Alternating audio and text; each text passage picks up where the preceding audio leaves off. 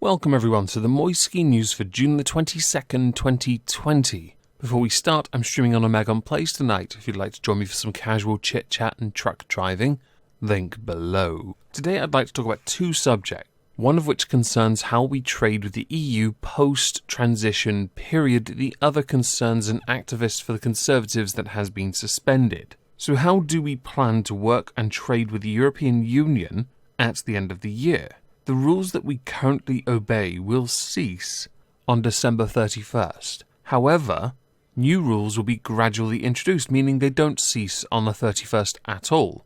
In fact, whether we have a deal or not, these will gradually be altered over a period of 6 months. So essentially, it won't be December 31st we actually leave, it'll be June 2021. Now this applies mostly to goods that come into the UK. So we still obey their rules.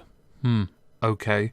The deal of goods coming in, though, only applies to mainland Europe and mainland United Kingdom.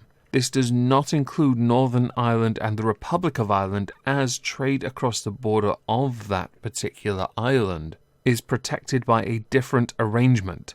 This arrangement will remain in place until a better option is implemented or Northern Ireland votes to end the agreement.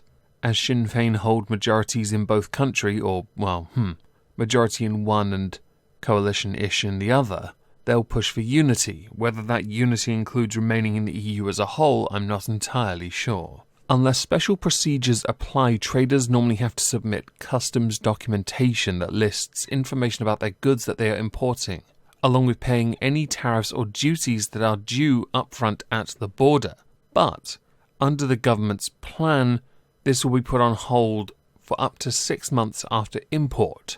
Businesses will, however, have to keep a record of what goods they have imported in their books and pay the tariffs due subsequently. The UK government has said that this is designed to help businesses, with special consideration given to the impact of coronavirus on their ability to prepare, which falls handily in line with the government postponing people having to pay their taxes by a certain date if they're self-employed, with a 6-month window on that as well. Because of the state of current world health and a larger risk when it comes to importing things like plants or animals, there will be additional checks for goods coming into the UK from the EU, but, much like customs, only after a delay of 6 months for those checks to be implemented. Immediately after the end of the transition period, the UK will not be checking most plant and animal products that enter through ports. Only things that are dubbed high risk will be required to submit a notification that they're going to be imported at the start. And from April, this will apply to all products of animal origin.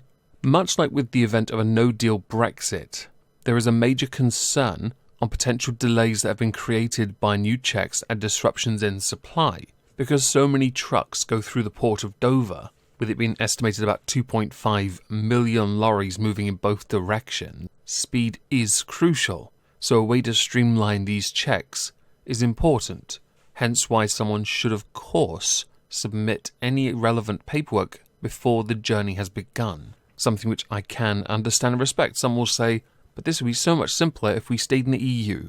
You're right, 17.5 million people were wrong, duly noted. It should be noted that the EU anyway already have a plant and product of animal origin check anyway, so us having a similar system is merely us plagiarizing, raising ourselves to that standard with a minor inconvenience potentially. Of course, if we have additional ports like the one at Ramsgate that was touted, this could be streamlined rather than congested in Dover.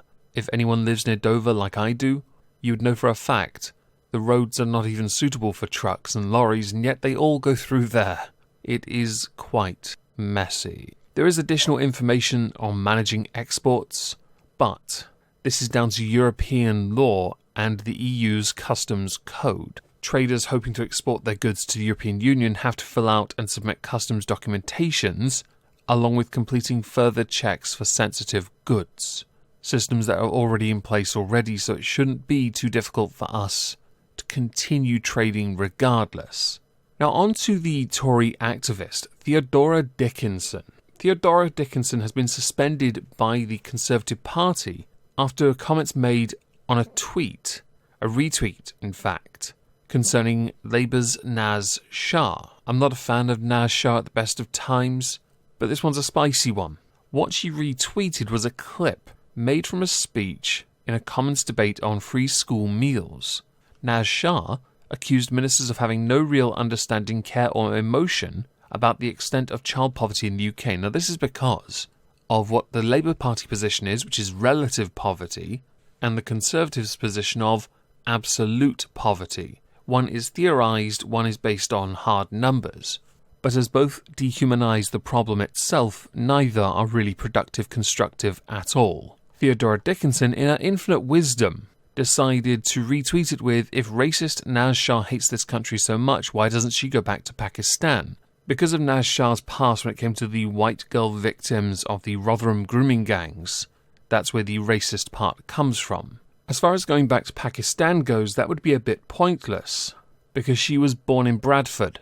So perhaps that was a bit, yeah, no, you shouldn't be saying things like that. The Conservatives since have launched an inquiry into all forms of prejudice within the party, and the Muslim Council of Britain has said that there is a serious problem within the party, supported by Baroness Vazi, who has suggested that the Conservative Party, a party she was once the chairperson of, is in denial of the extent of the Islamophobia within the party. There was an additional comment within that video that got people's attention, and it was when she said holidays in Scarborough are what poverty is.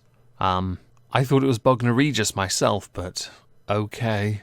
Or Skegness, or Woking, or anywhere in the United Kingdom. But you had to single out Scarborough. Everyone else feels very left out. That's precious. I'm not taking the side of Naz Shah in this, by the way, because I think she's a terrible person.